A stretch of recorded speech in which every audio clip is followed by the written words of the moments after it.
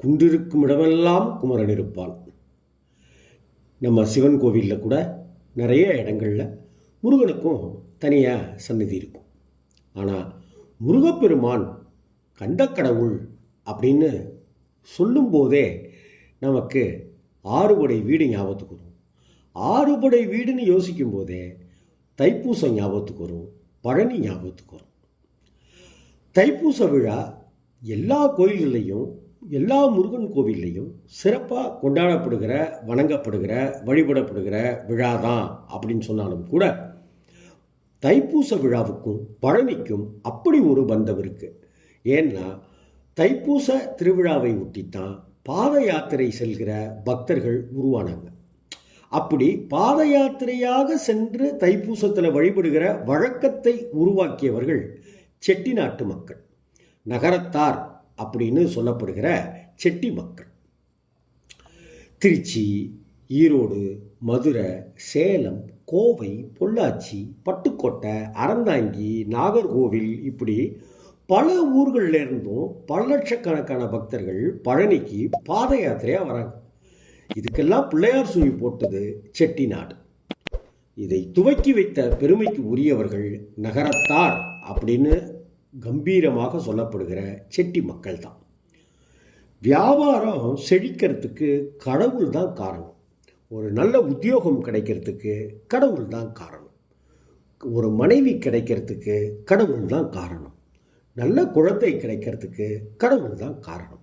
ஆக இங்கே வியாபாரம் அப்படிங்கிற ஒரு விஷயத்தை எடுத்துக்கிட்டோம்னா அந்த வியாபாரம் சீரும் சிறப்புமாக வளர்வதற்கும் வளர வளர செழித்து கொண்டே இருப்பதற்கும் கடவுள் அருள் காரணம். அதன் மூலம் கிடைக்கிற வருமானத்தோட ஒரு பகுதி இறைவனுக்கு கொடுக்கணும் அப்படின்னு அதை செயல்படுத்திட்டு வர்றவங்க செட்டி இனத்து மக்கள். ஆன்மீகம் அவர்களுக்கு ஒரு கண் அப்படின்னா வியாபாரம் அவங்களுக்கு இன்னொரு கண் அப்படின்னு தான் சொன்னோம். செட்டிநாட்டு பகுதி அப்படிங்கிறது தமிழ்நாட்டில் பார்த்தாக்க அது நம்ம புதுக்கோட்டையை தாண்டின உடனேயே வரக்கூடிய ஒரு பகுதி. காரைக்குடி, தேவகோட்டை, சிவகங்கை முதலான பெரிய நகரங்களை கொண்ட அற்புதமான நகரம்தான் செட்டிநாடு. மலேசியா, சிங்கப்பூர் அப்படின்னு கடல் கடந்து வியாபாரம் செய்கிறதுக்கு போனவங்களில் பெரும்பாலானவங்க அந்த காலத்தில் செட்டி மக்கள் தான். கடிதமாக இருந்தாலும் சரி, கணக்காக இருந்தாலும் சரி, ஒரு பிள்ளையார் சுழியை போட்டுட்டு பக்கத்திலேயே சிவமயம்னு எழுதுறது செட்டிநாட்டு மக்களுடைய ஒரு வழக்கமாகவே எடுத்துகிட்டு வருது. சிவபெருமானுக்கு தர முக்கியத்துவத்தையும் முருகப்பெருமானுக்கும் அப்படி தர ஆரம்பித்தாங்க செட்டி மக்கள். தங்கள் வாரிசுகளுக்கு கூட பழனியப்பன், அழகப்பன், முருகப்பன், வேலப்பன், செந்தில்நாதன், செந்திலப்பன், மெய்யப்பன், முருகம்மை, தெய்வானை, அழகம்மை, வள்ளியம்மாள், மெய்யம்மைன்னெல்லாம் காரைக்குடிக்கே உண்டான பெயர்களா, செட்டிநாட்டு மக்களுக்கே உண்டான பெயர்களா, நகரத்தாருக்கே உண்டான பெயர்களாக தான் பார்க்க வேண்டியிருக்கு. பலதரப்பட்ட வியாபாரங்களை செட்டி மக்கள் செஞ்சாங்க. அதில் உப்பு வியாபாரமும் ஒன்று. மழைக்காலம் முடிஞ்சு பனிகாலமும் வந்துருச்சு. குதூகலமாயிட்டாங்க செட்டி மக்கள். இனி உப்பு வியாபாரத்துக்கு கிளம்பலாம் அப்படின்னு சந்தோஷமும் உற்சாகமும் கூத்தாட வண்டியில் உப்பு மூட்டைகளை ஏற்றிக்கிட்டு ஊர் ஊராக பயணப்பட்டாங்க. நத்தம், சிங்கம்புணரி, திண்டுக்கல், ஒட்டஞ்சத்திரம், ஆயக்குடி அப்படின்னு கடந்து பழனியை நெருங்கினாங்க. உப்பு மூட்டைகள் எல்லாமே விற்று போயிடுச்சு. கையில் இருக்கிற பணத்தை எண்ணி பார்த்து இது தர்மத்துக்கு, இது முருகப்பெருமானுக்கு, இது குடும்பத்துக்கு அப்படின்னு சொல்லி தனித்தனியாக முடிஞ்சிக்கிட்டு பணத்தை தனித்தனியாக வச்சுக்கிட்டு பழனி மலையை ஏறினாங்க. பழனி முருகனை, பழனியப்பனை, தண்டாயுதபாணியை கண்ணார தரிசனம் பண்ணாங்க. இந்தாப்பா முருகா, இது உன்னோட பங்கு அப்படின்னு லாபத்தோட ஒரு பகுதியை உண்டியலில் செலுத்தினாங்க. மலையை விட்டு இறங்கியதும் அவங்களால முடிஞ்ச அளவுக்கான அன்னதானங்களை செஞ்சாங்க. வண்டியை பூட்டிக்கிட்டு ஊருக்கு திரும்பி வந்தாங்க. இப்படி செழித்து வளர்ந்து பக்தியும் இல்லறமும் தர்மமும் ஒரு சேர வாழ்ந்து வந்த இவர்களுடைய கனவுல முருகன் ஒரு நாள் வந்திருக்கு. என்ன தரிசிக்கிறதுக்காகவே பழனிக்கு வாங்க, நடந்தே வாங்க, உங்கள் வம்சத்தை இன்னுமா நான் செழிக்க செய்கிறேன் அப்படின்னு கனவுல வந்து சொல்லியிருக்காரு. காரைக்குடியில் வெள்ளக்குமரப்ப செட்டியார் அப்படின்னு ஒருத்தர், கண்டனூரில் சாமியாடி செட்டியார், காரைக்குடி கோட்டையூருக்கு பக்கத்தில் கண்டனூர் அப்படின்னு ஒரு ஊர் இருக்குது. புதுவயல் அப்படிங்கிற ஊருக்கு முன்னாடி இருக்குது இந்த கண்டனூர்.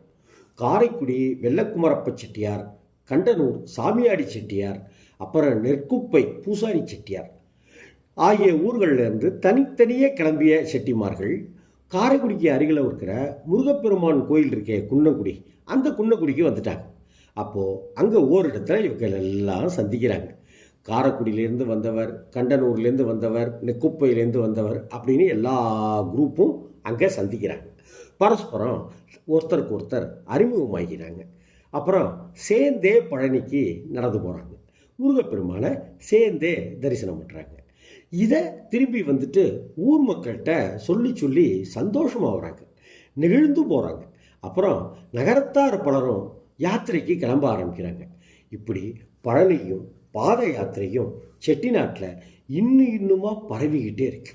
காலப்போக்கில் நாட்டார் என்று சொல்லப்படுகிற அம்பலகார இன மக்களும் பாத யாத்திரையாக பழனிக்கு செல்ல தொடங்குறாங்க.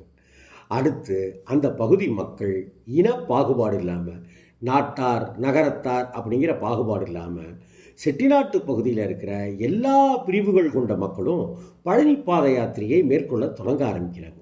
இன்றைக்கி காரைக்குடி மற்றும் சுற்று வட்டார கிராமங்களில் இருந்தெல்லாம் பார்த்தாக்க லட்சக்கணக்கான பக்தர்கள் பழனி பாத யாத்திரை செல்கிறார்கள்.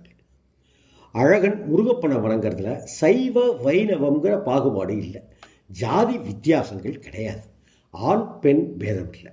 கார்த்திகை அல்லது மார்கழியில் முருகப்பெருமானுக்கு பழனி தைப்பூச திருவிழாவுக்காக மாலை அணிய தொடங்கிடுறாங்க. முருகனுக்கு உகந்த செழுமையை குறிக்கிற பச்சை நிற வேஷ்டியை கட்டிக்கிட்டு விரதத்தை மேற்கொள்கிறாங்க. ஆங்காங்கே வீடுகள்லையும் கோயில்கள்லையும் நடைபெறுகிற பூஜைகள்லையும் பஜனைகள்லையும் கலந்துக்கிறாங்க. அன்னதானங்களில் ஈடுபடுறாங்க. சொல்லப்போனால் அன்னதானத்துக்கு ரொம்ப ரொம்ப முக்கியத்துவம் கொடுக்குறாங்க. ஐப்பசிக்கு முன்னதாக அறுவடை முடிஞ்சிருக்கும். ஆகவே மூடமுறையாக நெல்லுக்கும் அரிசிக்கும் பச்சை மறுக்காத காலம் இது. கூடவே நெல் வித்த பணமும் கையில் இருக்கும். அதனால் இவர் வீடு அவர் வீடு அப்படின்ற பாரபட்சம்லாம் இல்லாமல் பெரும்பாலான வீடுகளில் முருக பூஜையும் அன்னதானமும்னு ஊரே களைகட்டிகிட்டு இருக்கும். ஒருத்தருக்கு ஒருத்தர் இருக்கிறத இன்னொருத்தருக்கு கொடுத்து பகிர்ந்து கொள்கிற விஷயம் முருக பக்தி அப்படிங்கிற பேரில் ரொம்ப அற்புதமாக நடந்தேறும்னு சொல்கிறாங்க அந்த செட்டிநாட்டு மக்கள். தைப்பூச திருநாளுக்கு ஒரு வாரம் முன்னதாக, அதாவது 7-8 நாட்களுக்கு முன்னதாக பாத யாத்திரை தொடங்கிடுறாங்க காரைக்குடிக்காரங்க. நகரத்தார் பற்றி சொல்லும்போது அரண்மனை பொங்கல் அப்படிங்கிற விஷயத்தையும் சொல்லி ஆகணும். அதென்ன அரண்மனை பொங்கல்? ஆயக்குடியில் இருக்கிற பழனிக்கு பக்கத்தில் இருக்கிற ஆயக்குடி ஜமீனை சேர்ந்த ராணிக்கு கடுமையான வயிற்று வலி. இவருடைய கனவில் ஒரு நாள் முருகப்பெருமான் வந்திருக்கார். பழனிக்கு நடந்து வருபவர்கிட்ட விபூதி வாங்கி பூசிக்க அப்படின்னு சொல்லியிருக்கார். அதன்படி வெள்ளக்குமரப்ப செட்டியாருங்கிறவர் ராணி அம்மாளுக்கு விபூதியை கொடுக்க ராணியோட வயிற்று வலி டக்குன்னு நிவர்த்தி ஆணுச்சு அப்படின்னு ஒரு கதை இருக்கு. இதில் நெகிழ்ந்து போன ஜமீனும் ராணியும் வருஷம் தைத்திருநாளின் போது பொங்கல் சீர் அனுப்பி வைக்கிறத வழக்கமாக வச்சுருக்காங்க. ஜமீன் அரண்மனையிலிருந்து பொங்கல் சீர் வந்ததால் வெள்ளக்குமரப்ப செட்டியாருடைய வீட்டுக்கு அரண்மனை பொங்கக்காரங்க வீடு அப்படின்ற ஒரு பெயர் வந்திருக்கு. அரண்மனை பொங்கக்கார வீட்டு வம்சத்தை சேர்ந்த பழனியப்பன், அவருடைய சகோதரர் அழகப்பன் முதலானோர் அடுத்த தலைமுறையைச் சேர்ந்தவர்கள்னு இன்றைக்கும் பழனி பாத யாத்திரையை தொடர்ந்து மேற்கொண்டுட்டு வராங்க. ஆயக்குடி ஜமீன் வழங்கிய தம்பூரு வாங்கா அப்படிங்கிற திருச்சின்னங்கள், அதாவது வாத்திய கருவிகள் இசைக்க இவர்கள் நடந்து வர 8 ஊருக்கு கேட்கும் இந்த ஓசை அந்த காலத்தில் அப்படின்னு சொல்கிறது உண்டு. இதை கொண்டு தான் பாத யாத்திரைக்கு பக்தர்கள் கிளம்பியாச்சு அப்படிங்கிறத தெரிஞ்சுக்கிட்டு பக்கத்து கிராமங்களில் இருக்கிறவங்கெல்லாம் இந்த சத்தத்தை கேட்டுக்கிட்டு ரெடியாக இருந்து உடனே வீட்டில் விளக்கேற்றி முருகப்பெருமானுக்கு நமஸ்காரம்லாம் செஞ்சுட்டு வாசலில் ஒரு சதுரகாயை உடைச்சிட்டு நடைய பாத யாத்திரையை தொடங்க ஆரம்பித்தாங்களாம். காரைக்குடி மற்றும் சுற்று வட்டாரத்தை பொறுத்தவரை நகரத்தாரும் நாட்டாரும் மிக மிக முக்கியமானவர்கள். நகரத்தாரை போலவே நாட்டார்னு சொல்லப்படுகிற வல்லம்பர் இனத்தவரும் முருகப்பெருமான மனமுருகி வழிபடுகிறவர்களாகத்தான் இருந்திருக்காங்க, இப்போவும் இருக்காங்க. ஒரு கட்டத்தில் நாட்டார் இன மக்களும் இப்படித்தான் பாத யாத்திரையை மேற்கொள்ள ஆரம்பித்தாங்க. ஆக பாத யாத்திரை, பழனி பாத யாத்திரை, தைப்பூச திருநாளில் பழனி பாத யாத்திரைங்கிறதுனுடைய ஆரம்ப வித்து அப்படின்னு பார்த்தாக்க அது செட்டி மக்கள், செட்டிநாட்டு மக்கள், செட்டிமார்கள், நகரத்துமார்கள், நகரத்தார்னு சொல்லப்படுகிறவர்கள் தான் அப்படிங்கிறது இங்கே ரொம்ப ரொம்ப முக்கியமான விஷயம். வெற்றிவேல் முருகனுக்கு அரோகரா, வீரவேல் முருகனுக்கு அரோகரா.